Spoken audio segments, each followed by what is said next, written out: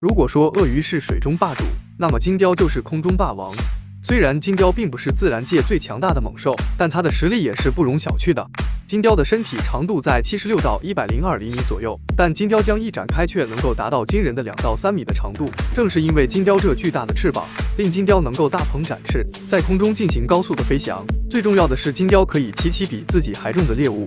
金雕之所以被叫做金雕，是因为金雕的头部的羽毛呈现出棕黄色，在阳光的照耀下会变成金色，就像是冠冕为王一般，霸气十足。一只金雕外出捕猎，搜寻了好久，终于在一条河岸上看见了几只水獭。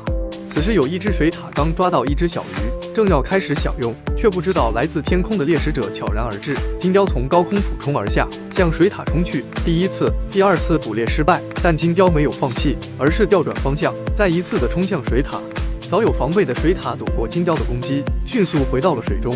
金雕自知，一旦水獭回到水中，自己想要再捕猎就是难上加难。金雕，算了，我还是换个猎物。